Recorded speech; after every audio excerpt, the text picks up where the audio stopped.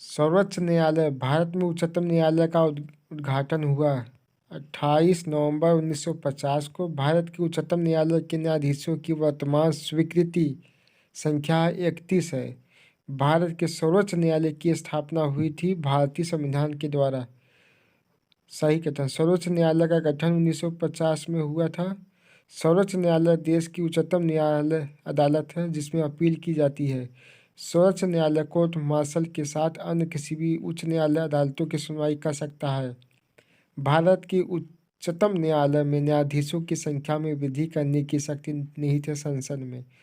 सर्वोच्च न्यायालय का न्यायाधीश अपना पद त्याग सकता है पत्र लिखकर राष्ट्रपति को।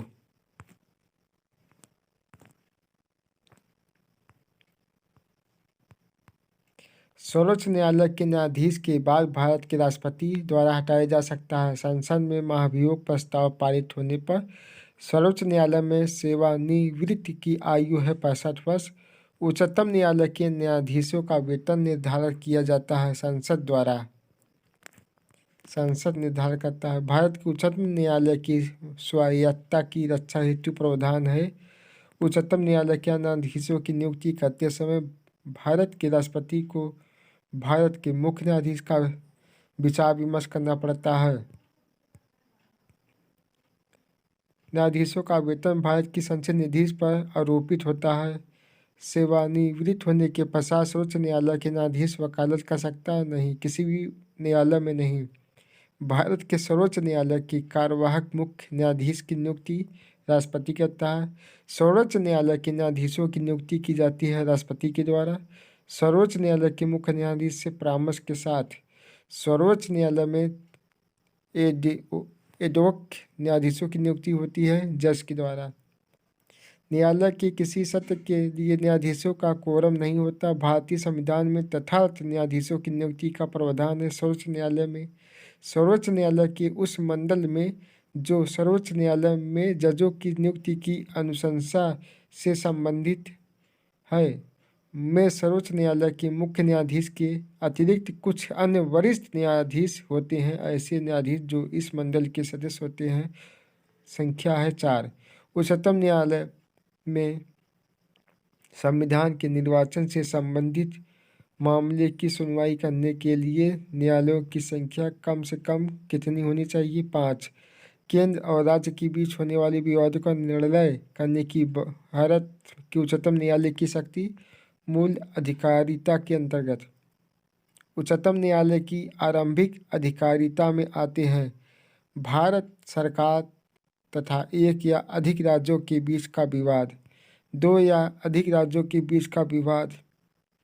उच्चतम न्यायालय द्वारा आज तक की दूसरी सबसे बड़ी खंडपीठ इस केस में बनी गोलकनाथ केस में। उच्चतम न्यायालय ने संविधान के मूल ढांचे का सिद्धांत प्रतिपादित किया था केशवानंद भारतीवाद में।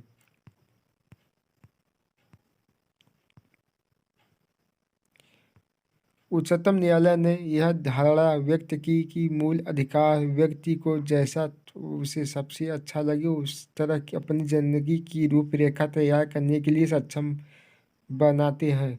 गोलकनाथ बनाम में इंदिरा साहनीवाद अन्य पिछड़ा वर्ग के लिए। विशाखावाद अपने कार्यस्थल पर यौन उत्पीड़न से कामकाजी महिलाओं का संरक्षण।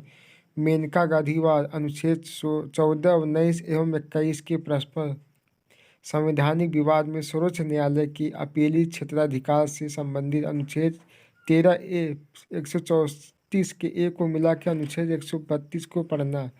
संविधान की व्याख्या से संबंधित सभी विवाद सर्वोच्च न्यायालय के पास लाए जा सकते हैं। अपीलीय क्षेत्राधिकार के अंतर्गत सर्वोच्च न्यायालय के संबंध में सही है। यह मूल अपीली और परामर्श संबंधित क्षेत्राधिकार। भारत में सुधारात्मक याचिका उच्चतम न्यायालय में दाखिल की जा सकती है। अनुच्छेद 142 के अंतर्गत उच्चतम न्यायालय को उसके द्वारा दिए गए निर्णय अथवा आदेश के पुनर्विलोकन हेतु अधिकृत करता है। अनुच्छेद 137 न्यायिक पुनर्विलोकन का अर्थ यह है कि सर्वोच्च न्यायालय राज्य के किसी भी कानून को अवैध घोषित कर सकता है। न्यायिक पुनरावलोकन प्रचलित है भारत और USA दोनों में। न्यायालय द्वारा संसद की कार्यवाही की जांच करना प्रतिबंधित किया गया। अनुच्छेद 122 के अंतर्गत भारतीय संविधान में न्यायिक पुनरावलोकन का आधार है विधि का शासन। संविधान की व्याख्या करने का अंतिम अधिकार है सर्वोच्च न्यायालय को। भारत के संविधान का अभिरक्षक है भारत का उच्चतम न्यायालय। उच्चतम न्यायालय से कानूनी मामलों पर परामर्श लेने का अधिकार है राष्ट्रपति। ये प्रश्न इसमें से पूछे जाते हैं किसी भी एग्जाम में।